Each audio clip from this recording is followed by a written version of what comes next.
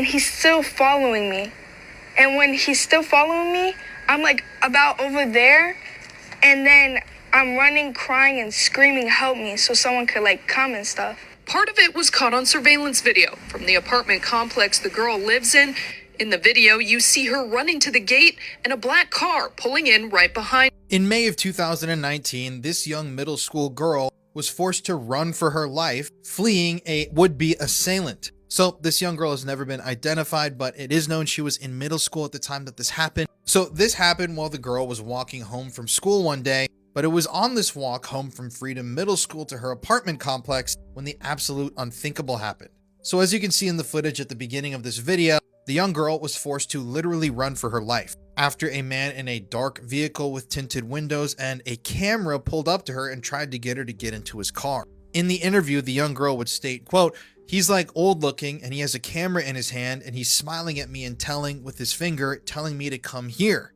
I run and he's still following me, and when he's still following me, I'm about over there and I'm running and crying and screaming, help me, so someone could come and stuff." Now, luckily, the young girl made it home. She made it home to her mother. Her mother could tell that something was wrong, and they eventually filed a police report, but this person in the vehicle was never identified. This incident took place in Orange County, Florida in 2019, and it's just frightening to me that there are people like this that will actually try to get children to get into their vehicles to do God knows what with them. I mean, this guy, as the girl said, had a camera with him. I can only imagine what kind of sick, absolutely disgusting human being the person driving this car is and was. Luckily, nothing happened to the young girl and she made it out okay.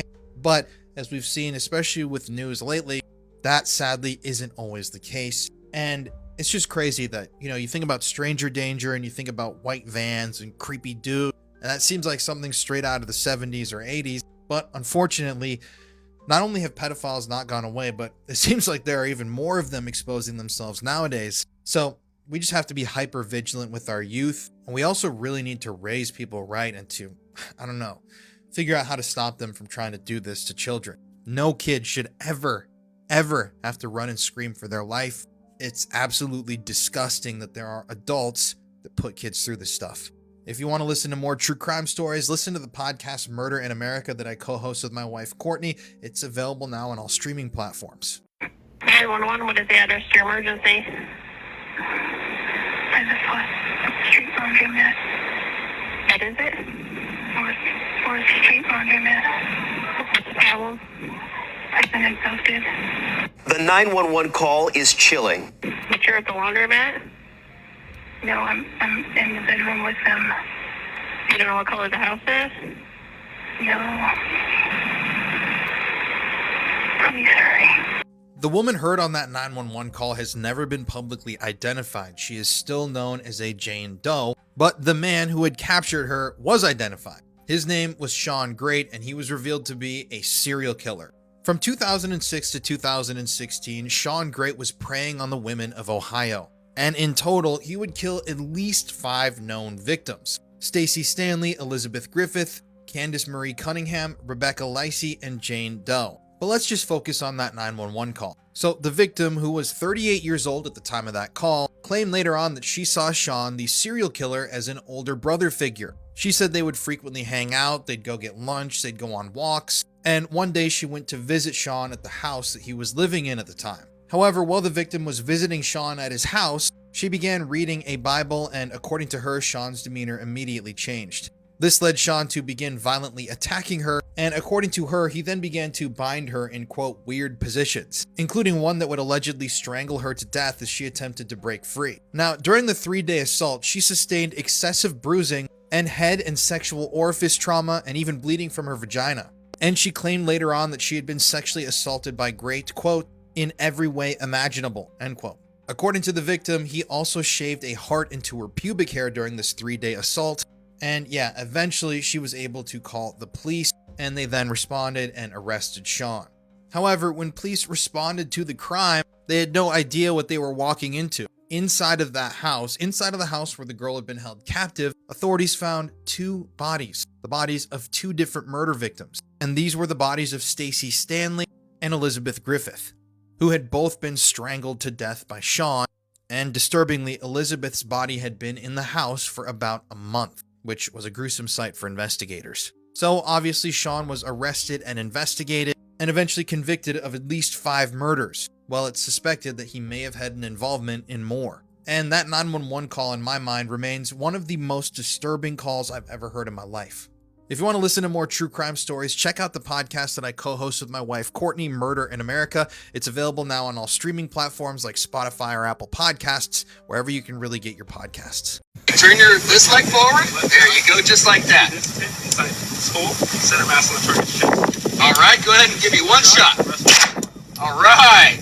In 2014, 39-year-old firearm instructor Charles Vaca was shot and killed during a routine shoot. However, tragically, the person who killed Charles was a 9-year-old girl.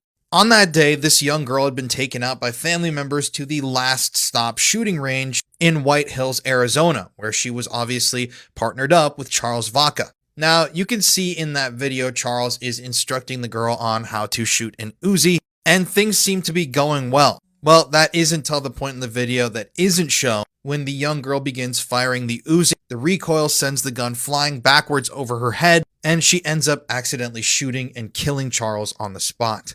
At the end of the day, prosecutors stated they would not be filing charges against anyone in the death of Charles, and it's unknown who the little girl was, what happened to her, or what, but I'm sure that she's still dealing with some extreme trauma from that day.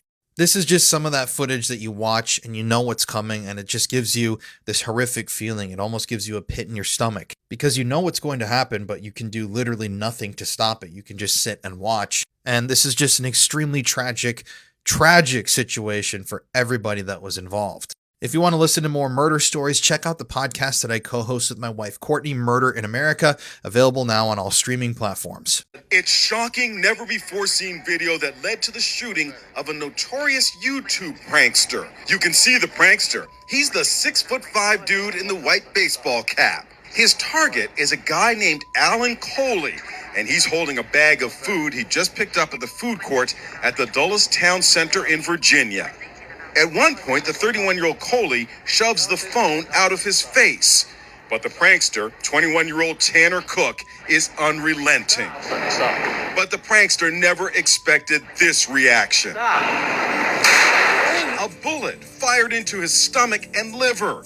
The content creator who was shot in that altercation's name is Tanner Cook. Tanner was a notorious harasser who was known to security guards at the mall that he was at that day, and he was also known to local law enforcement because he had had the police called on him a number of times. Tanner, at the time of the shooting, had over 50,000 subscribers on his YouTube channel called Classified Goons, and in his videos on YouTube, he would basically troll and harass people in person, which led to this infamous interaction. On that day, Tanner was walking around the mall playing sentences extremely loud off of a Translate or a phone app that would read words right into people's ears. And as you can see in the video, he approaches this man at the mall, later identified as Alan Coley, and he stuck his phone about 6 inches from Coley's ear. Apparently, he was playing the phrase, "Hey dipshit, stop thinking about my sparkle" in English and Spanish in Coley's ear. And that's when Coley felt threatened. He told him no, he pushed him back, he tried to get him to back away, but Tanner kept getting in his face with his phone, and at that point, Coley shot him in the liver. Coley was eventually charged with crime, but was found not guilty. Charges were all dropped, and this whole thing just kind of went away, which meant that the court, the jurors, law enforcement officials, they all believed that he was justified in shooting Tanner, that he was justified in feeling that Tanner was threatening towards him. Tanner would make a full recovery, but I'm sure he learned a lesson here not to do this to people in public, because I remember the internet was extremely divided when this happened. There were people that were on Tanner's side saying, why is this guy just shooting someone in the stomach for a prank, which is really harmless at the end of the day? But there were plenty of others that said, I would have shot this guy too if he was doing the same thing to me, which I think just says a lot about the America that we live in now in 2026. If you want to hear more true crime stories, listen to the podcast Murder in America that I co-host with my wife, Courtney, available on all streaming platforms. Business as usual stopped when 56-year-old Clay Duke stepped to the front of the room and began spray painting a wall with an ominous red symbol seen in the movie V for Vendetta. The facial expressions on the board members kind of hinted that something odd was happening, and then I saw the gun. Nadine Yanis, a reporter for local station WMBB, hit the floor as Duke ordered the women and children from the room. Moments later, board member Ginger Littleton sneaks behind Duke and tries to knock the gun from his hand with her purse. If he wanted to kill her at that moment, he could have, and he didn't. Duke lets her go, and tension builds as he rants at the male board members over a sales tax increase, while Superintendent Bill Husfeld tries to calm him. Just listen to me for a minute. I don't want anybody to get hurt, and I've got a feeling that what you want is the cops to come in and kill you because you're mad, because you said you're going to die today. But why? This isn't worth it. This is a problem. Please don't. Please don't. This incident, known as the Panama City School Board shootings, occurred on December 14th, 2010 in Panama City, Florida. So on that day, a disgruntled man named Clay Allen Duke entered a school board meeting, and what happened next was nothing short of terrifying.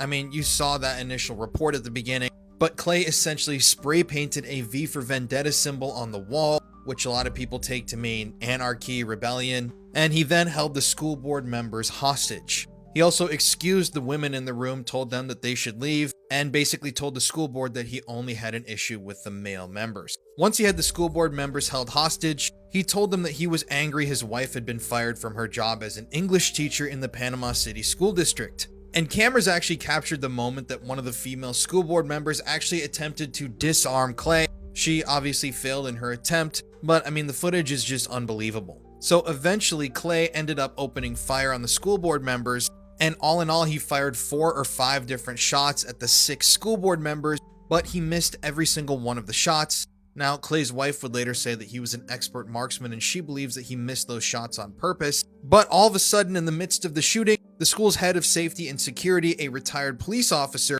named Mike Jones, opened fire. Mike ended up striking Clay and wounding him, which caused Clay to fall to the ground. Clay then opened fire and shot back at Mike blindly, but once again, he wasn't hurt or hit, and before he could be taken into custody, Clay ended his own life on the floor. This is horrific footage from an absolutely horrific situation, and I couldn't show the full clip obviously on here because it's incredibly graphic, but this is just the sad reality of living here in America. These things and these events are extremely commonplace. If you want to hear more true crime stories, listen to my wife and I's podcast, Murder in America, available on all streaming platforms. On the evening of June 24th, 1993, 14-year-old Elizabeth Pena and 16-year-old Jennifer Ertman left a friend's pool party in Houston, Texas, and decided to walk home to their houses together. However, they would never make it back. On that night, 6 members of a local gang were drinking and fighting amongst each other, and they had decided that that night they were going to initiate their newest member, Raul Villarreal, and basically induct him into the gang. Jennifer and Elizabeth had been best friends for years, and they had walked home together many times. However, that night they decided to take a shortcut, which would lead them along some railroad tracks in the White Oak Bayou area and through T.C. Jester Park. At one point when the girls were walking home, they passed by this group of 6 guys who were fighting amongst each other and drinking, and that's when things took an extremely dark turn.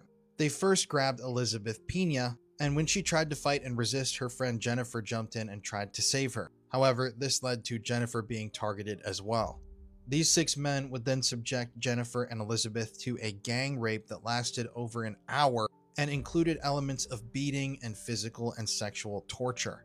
After this hour-long gang rape, they decided that it was time to kill the girls. First, they attempted to strangle Jennifer Ertman with a belt, but the belt snapped, and they eventually decided to continue strangling her until she was dead with a shoelace. Sadly, Elizabeth tried to escape, but she was eventually captured, and she was then beaten and strangled to death as well. For 4 days, Jennifer and Elizabeth were missing. Nobody had any idea what had happened to them or where they were, and this was all that anybody in Houston was talking about, the disappearance of these 2 normal teenage girls. However, 4 days later, their bodies were found in the area where they had been killed, and unfortunately, they were so badly decomposed at this point already that they had to be identified through dental records. So all 6 of the gang members were eventually arrested and prosecuted. 5 of them received death sentences, and 2 of them later had those death sentences turned to life in prison. Now, 3 of these gang members have been executed by now, but I want to talk about Venancio down here. Venancio was only 14 years old when he participated in the gang rape and murder of these 2 girls, and he is actually up for parole right now. He was sentenced to only 40 years in prison, which means that regardless if he gets parole or not, he's going to be out in the public in Texas in about 8 years. To me, this is absolutely unacceptable and horrific, and I cannot even imagine what Jennifer and Elizabeth's families feel about this situation. A memorial was eventually erected to Elizabeth and Jennifer in the area where they were killed, which you can visit to this day in TC Jester Park.